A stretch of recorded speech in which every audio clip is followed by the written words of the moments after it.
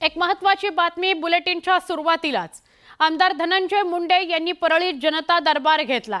जनता दरबारातून मुंडेंनी स्थानिकांशी संवाद साधला।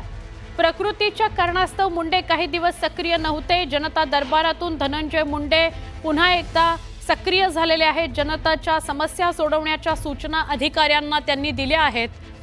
गेले काही दिवस धनंजय मुंडे हे तब्येत बरी नसल्या कारणाने राजकीय पातळीवर सक्रिय नव्हते।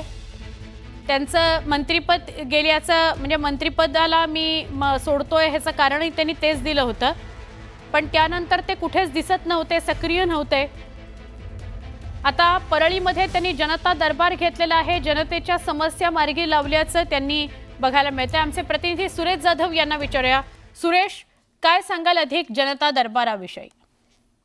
आज धनंजय मुंडे यांनी त्यांचं जे जगनमित्र कार्यालय आहे या कार्यालयामध्ये जनता दरबार घेतला आणि त्या जनता दरबारला खूप मोठ्या प्रमाणात परळीसह मतदारसंघातील जे नागरिक आहेत ते समस्या घेऊन त्या ठिकाणी आलेले होते।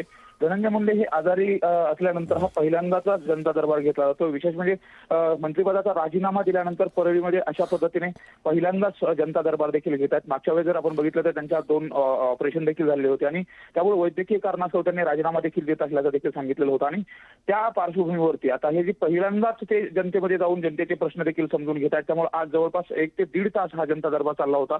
अनेक लोकांचे प्रश्न देखील समजून घेतले, तर ज्या अधिकाऱ्यांकडून हे प्रश्न सोडायचे होते त्यांना सूचना देखील केल्या।